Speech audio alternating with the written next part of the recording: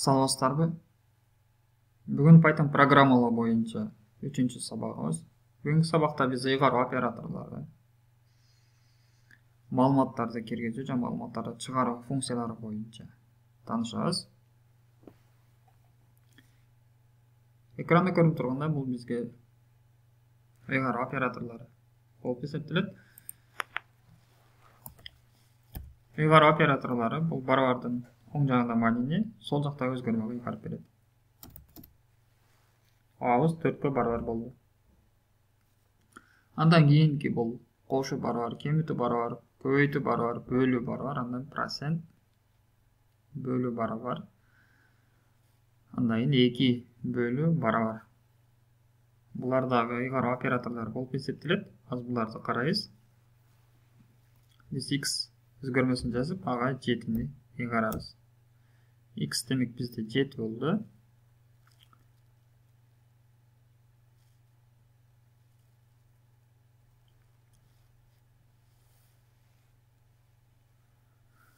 Biz x'ti кошуу кийинки операторду карайбыз. Биз ыйгаруу операторун андан кийин 2 жазабыз. Андан x'ти биз экранга чыгара турган болсок, бул жерде 9. 7-ни 2-ге кошсок 9 бул деген сөз x барабар x кошуу 2 дегенди билдирет. Ушунун кыскартылган жазылышы ушул түрдө көрүнөт. Андан биз кийинкилерди уланып кетебиз. Азыр эми y x кемитүү барабар 2 x'ти 2 чыгарсак кайра эле 7 келип чыкты. Эми ушул x көбөйтүү барабар 2 дей турсак, андан x экранга чыгарсак 14. Андан ушул x барабар 2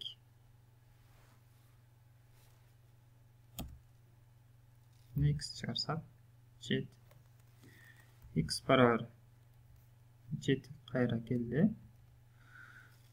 X'ти 2 жолу бөлүп барабар 2 кылсак, кайра x чыгарабыз, бул 3 чыкты. Андан кийин биз x барабар проценттин жардамында бөлөбүз 2-ге, кайра x чыгарсак бизге 1 чыкты. Демек биринчи бул 2 бөлүүбүз бул бөлүмүн алды. Же болбосо 2 эсе кичирейтүү деген сөздө бул бөлүм гана 7-ни 2-ге бөлөт да чыккан тийиндиден бүтүн бөлүгүн алат. Андан кийин экинчиси бул ушул чыккан тийиндиден бул калдыгын алат. Калдыгын алуу боюнча бир аз түшүндүрсөм. Так, бизге маселе берди. Берилген сандын жуп же так экенин аныкта. Эгерде жуп болсо, s деген сөздү чыгарып боло турган болсо, x барабар 4 дейли, бул жуп сан. Шуну текшеребиз. Эгерде x 2-ге бөлүнүп, калдыгы 0-га барабар болсо, print s чыксын деп жазабыз. Интерди бассак, чында s процент. 4-ті 2-ге бөлсөк эч кандай калдык калбайт. Демек калдыгы 0-га барабар болот дагы. Андан кийин жыйынтыгы бизге s. Эгерде ушул жери бизге 5 болгондо, анда эч нерсе чыкмаган биз процентти ушул багытта колдонсок болот.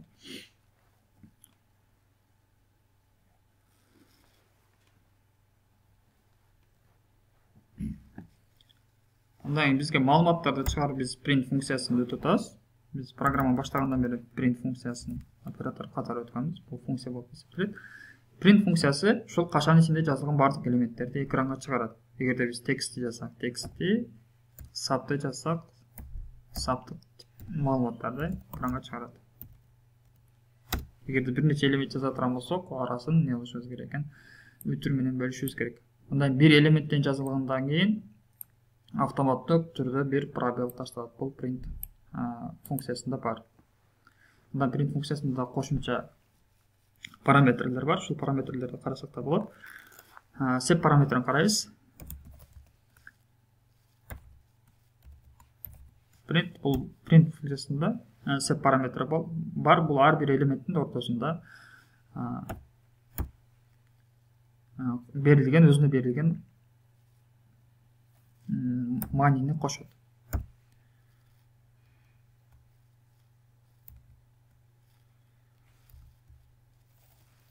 Эгерде биз ушул жерге эле септи жаза турган болсок,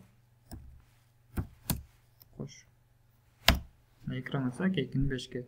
Демек sep параметри ушул апострофтун ичинде жазылган маанини ар бир элементтин ортосуна кошуп чыгат. Мындай бизде да программада print функциясында end деген параметр бар. 2, 5 end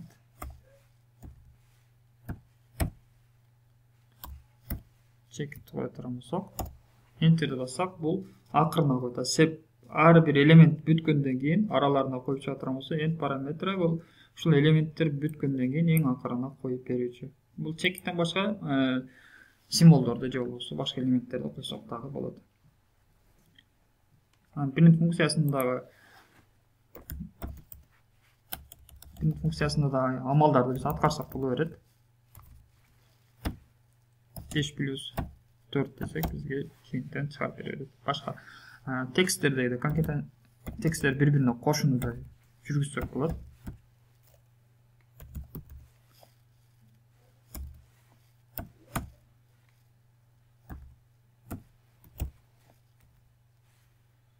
Enterди бассак, текст чыгат. Биз тексттерди жана көйсөк да жана башка амалдарды жасасак болот. Андай бир нерсени айтып кетүүчү нерсе, end функциясында end параметринде print'te end параметринден кийин биз кийинки сапка түш деген мааниси бар, ошону койсок да боло берет. Ушул белги жардамы аркылуу бул кийинки сапка түш деген сөз.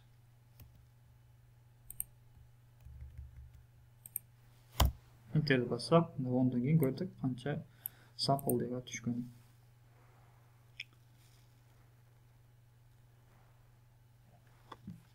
Print функциясында дагы бул форматтык чыгаруу бар. Анын жазылышы print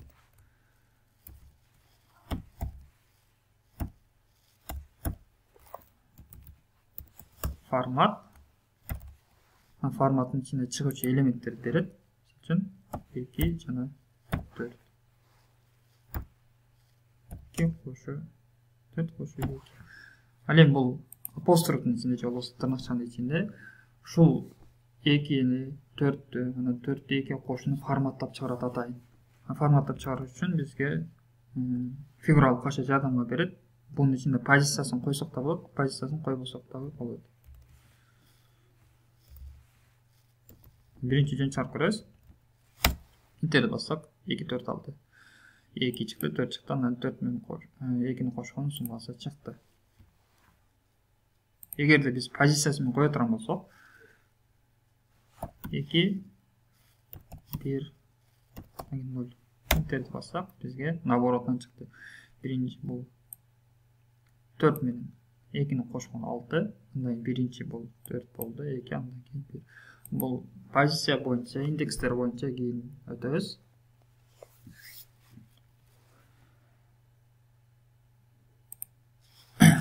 Кошу барабар 0 1. Enterди бассак, 2 бул жерде позициясын өзгөртүп коебуз. 2. Enterди бассак, 2 кошу 4 6. Демек биз ушул форматтын жардамы аркылуу биз берилген маселелерди кооз кылып форматтап чыгарсак болот. Мындан кийин форматтык чыгаруу боюнча бул биз билебиз.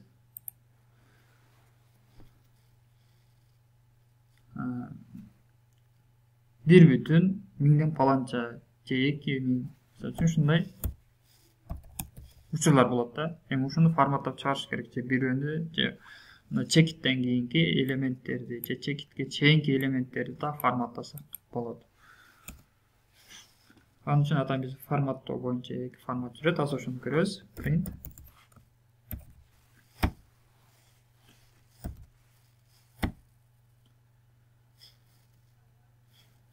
формат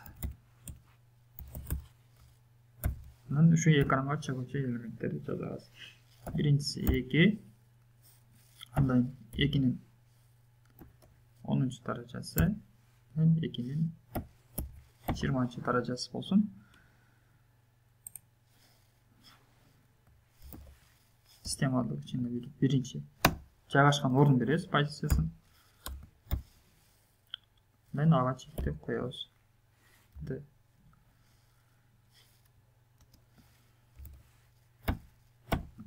Жайгашкан орун беребиз, биринчиси. Мен дагы экинчи жайгашкан орун беребиз. 8D.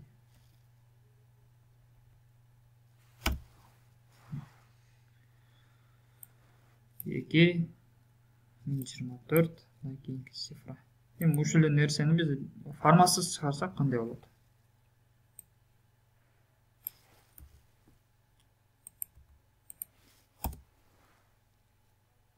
Biz форматсыз чыгарсак мондай болот. Дегенде 8D деген бул 8 боштук арасында, бул жерде 8 бүтүн бөлүгү калтырсын деген мааниде чыгат. Эми ушуну эле биз калдык бөлүгүн карай турган болсок, калдык бөлүгүн бул F тамгасы менен жардамында жазабыз.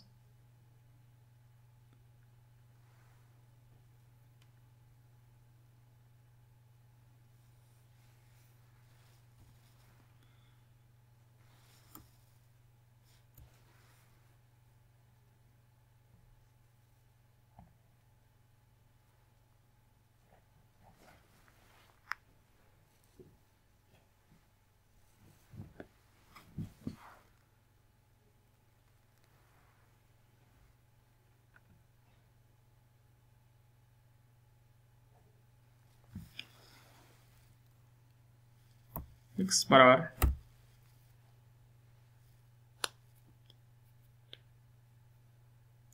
жана print функциясынын жардамында жаза берели. Бул жерде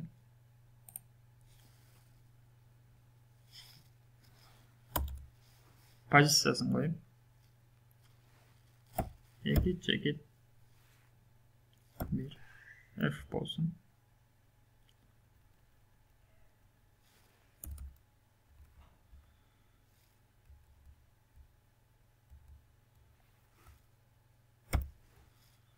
Bir.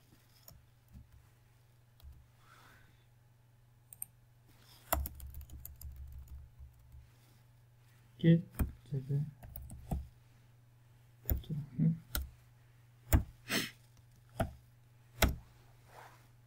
Мына биз форматтап чыгаруу боюнча биринчи элемент айттык. Биз эки бул жерде экинин аркасында калдыгын көрдүк. Биз жерде бул жерде 4 сан бар калдыгы. Biz ошонун канчасын алдык да бирөөсүн эле алсын дедик. Бирөөсүн алган үчүн бизге 3кө. Автоматтык түрдө бул эмне кылды? Тегеректөө деген бар, математика ошо автоматтык түрдө өзү тегеректеп чыгарып берди. Эгерде ошол жерде биз 3 квадрат болсок, анда 3 2 5 7 себептенде биз дагы акыркы алтынды тегеректеди. Форматтык чыгаруу ушинтип чыгарсак болот. Мындай маалыматтарды киргизүү боюнча биз маалыматтарды клавиатурадан киргизүү бар. Бул input функциясы. Барабар input десек бизде маалымат киргизүүнү күтүп турат. Биз 5ти басабыз, enterди бассак кабыл алды. Эми биз A'ны экранга чыгарсак, анда бизге 5 чыгарып берет. Эми чыккан бул саптык болду. Эми буну биз билебиз. Бүтүнгө айландырыш үчүн эмне кылышыбыз керек эле? Биз кайра эле p барабар int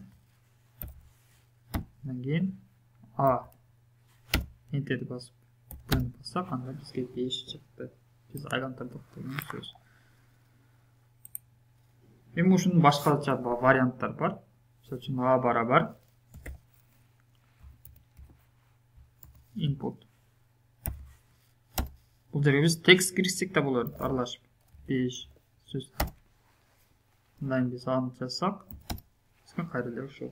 Input бұл клавиатурадан кіргізуні қана алады, бірақ бұл маалыматты тегін біз өзіміз анықташымыз керек. Біз аны жазыш үшін біз b барабар маалыматтық типтерді білесіз, біз үшеуіні.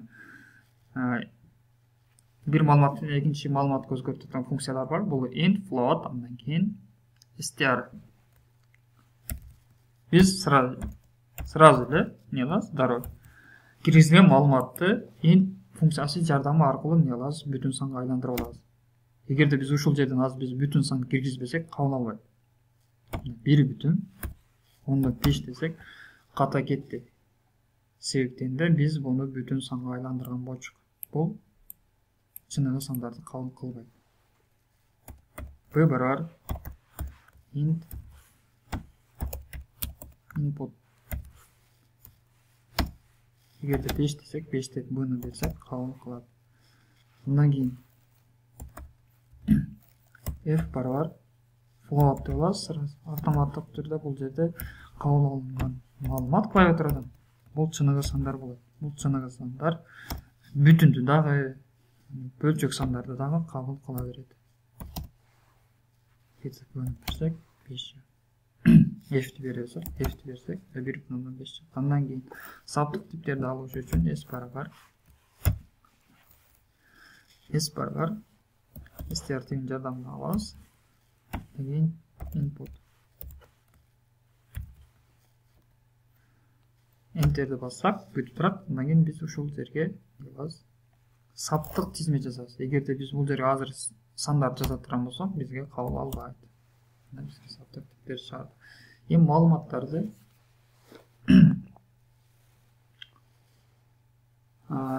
бір сапты алыш үшін input функциясын жардамын пайдаланасыз. Мысалы алсақ, A, B. Барар дейіз.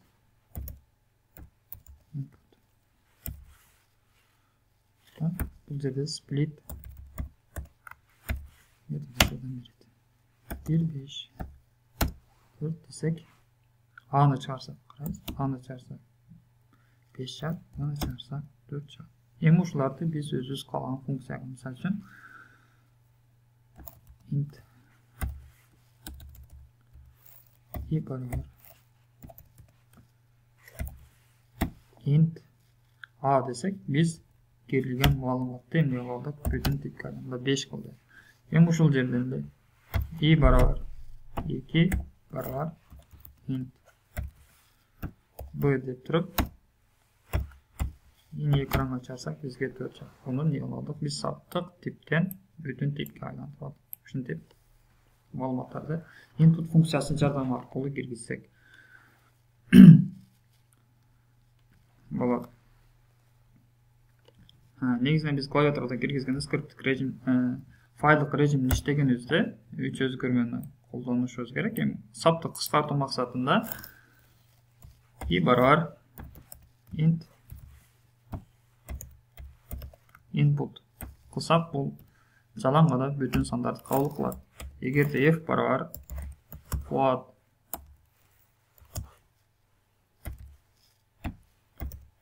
input қылсақ, бұл чыныгы сандарды қабыл қылады. Бұндан кейін S бар str input қылсақ, бұл жалаң ғана емден қабыл қылады. Саптық типтерді адашып кетушіміз керек. Егер де біз қолданушы емден кіргізерін білмесек, input функциясының ішін апострофтың ішінде біз маалымат бергізсек болады. Сан кіргіз. Қайсы сан? Бүтін сан. Бүтін сан кіргіз.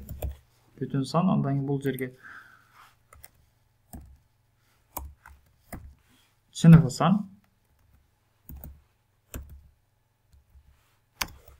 Чыныгы сан кіргіз.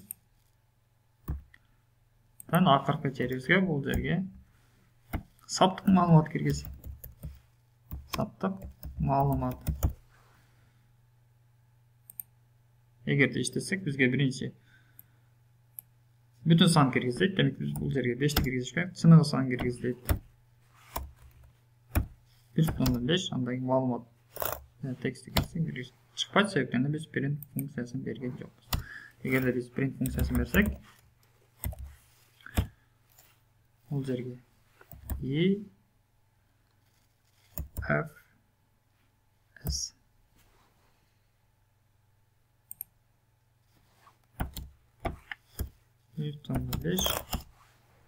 1.5 эгерде биз форматтык чыгаруу кылып чыгарсак да болот. Ар ким өзүнүн чыгармачылыгына жараша бул жерде программанын кодун кооздосо болот. Бүгүнкү сабагыбыз аягына келип жетти. Кийинки сабакта көрүшкөнчө саламатта болгула.